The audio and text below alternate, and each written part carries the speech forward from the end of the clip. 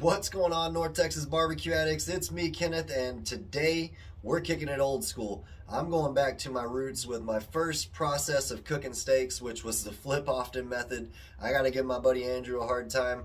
When I first started out, I had a cheap $25 grill from Walmart, probably similar to everybody else out there, and I was so scared to burn a steak that I would just keep flipping it over and over and over. And Andrew would say, "Hey man, you're moving that steak too much."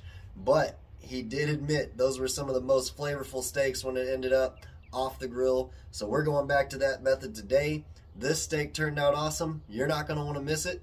Let's get to cooking.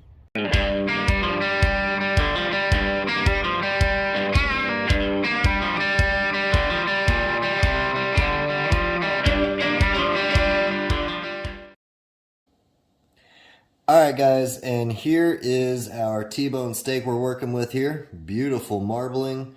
Again, Six Brothers Beef information will be down below in the description box.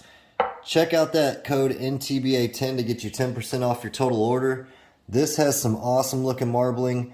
A little tip, the difference when you're picking out steaks, if you're looking for a T-bone or a true porterhouse, the fillet side is 2 inches or wider on a porterhouse, and it's 2 inches or smaller on a T-bone, so that's the difference.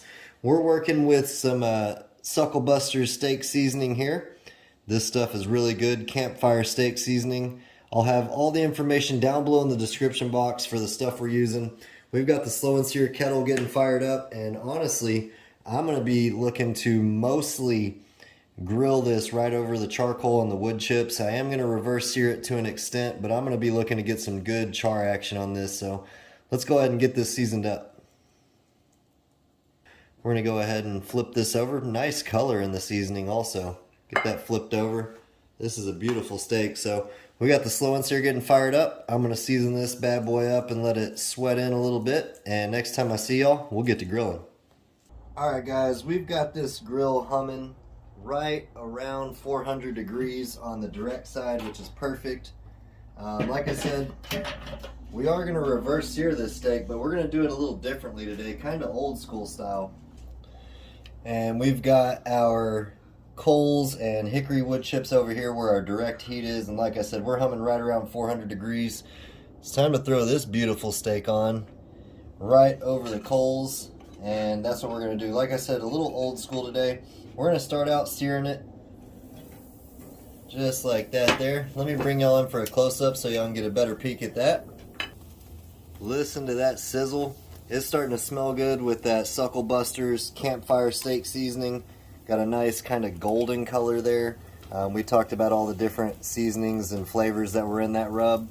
As always, all the information again will be down below in the description box. What I'm working on right now is the thicker side of the T-bone, and I'm trying to get a nice char action, a good smoky crust on this steak. So we're going to be doing this just the old flip method, which means I'm going to keep flipping this until I get the desired crust on our steak, and then we're going to move it to the indirect side. So we'll let that go for about, I don't know, 45 seconds or so, and we'll see what it's looking like. Man, that's smelling good.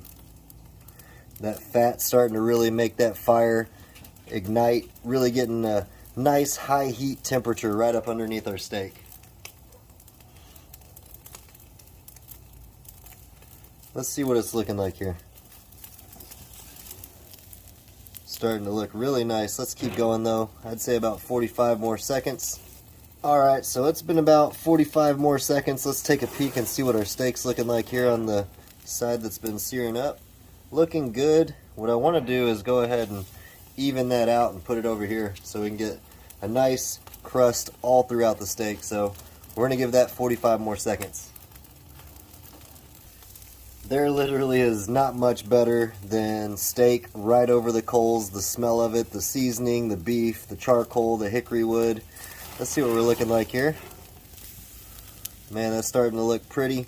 Again, we're just going for old school steak, so just trying to create a nice crust on it and rotating it around how we need to. So I'll check back with y'all in a minute here and we'll give this steak a flip.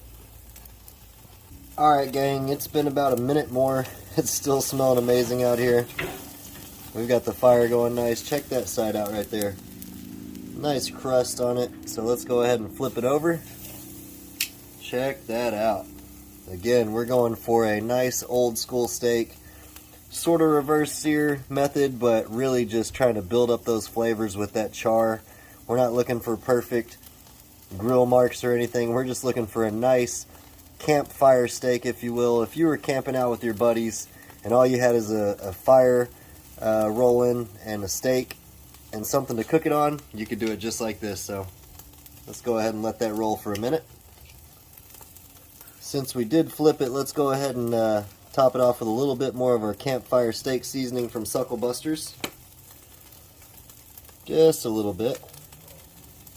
Just to continue those nice steak flavors. There we go. Man, this smells awesome. Let's see how we're looking. Not yet. Getting there though. Right back on the fire. I'll check back with y'all when it's time to move it to the indirect side, and we'll keep on cooking. Alright guys, it's smelling awesome out here. I know we can't be far from being done. Check that out. Nice little sizzle action happening.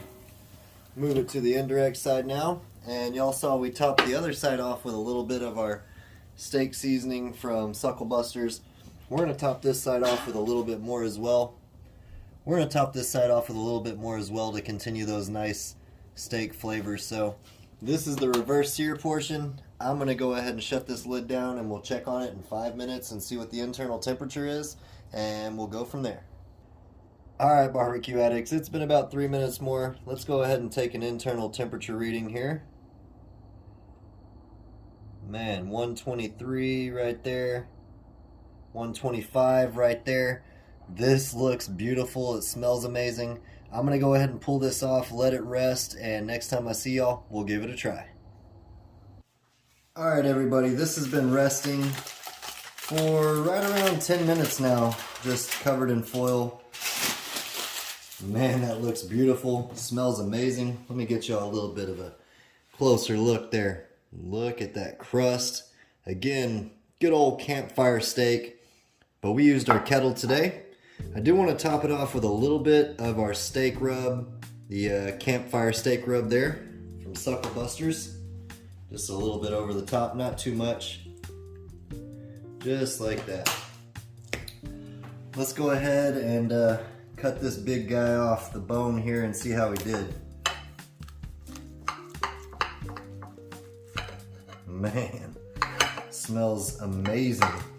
When we pulled it off, we were right around 125 degrees. Y'all saw that. I'm gonna try this little straggler here just for quality control, right? The fillet side's not huge on this T-bone, but that's good gnaw action. Cooked amazing. All right, let me set this bone to the side. It's time to cut into the steak and see how we did. Cutting like butter, y'all. Smells perfect, got an awesome crust on it. Look at that juicy steak. Man, perfect crust. Let me go ahead and get my plate situated and we'll give it a try.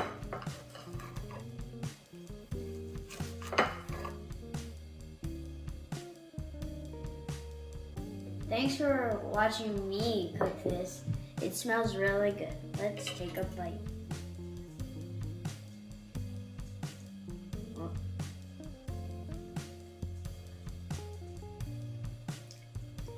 Really good. Hey, whoa, what's going on here? Alright guys and girls, I guess my kid wanted to take over the taste test. Y'all saw he cooked this steak, right? Comment down below if y'all want to see more of Bubba cooking. Let's go ahead and give this a try. What do you think, Bubba? How'd it taste? Good. Very crispy. Got a really nice char to it. That goes back to that campfire cook where we started out flipping it multiple times over the fire, right over the heat. Really an incomparable flavor. And I'm gonna go ahead and take a bite of Bubba's green beans and mashed potatoes. Now I get to take a bite. Check that out. Here we go. Can I try it? Oh yeah. It doesn't get any better than that, guys and girls. I appreciate y'all for stopping by North Texas Barbecue Addicts. Make sure you hit that subscription button. We're growing at a rapid rate. I sure do appreciate y'all. Until next time, peace! Y'all keep on barbecuing.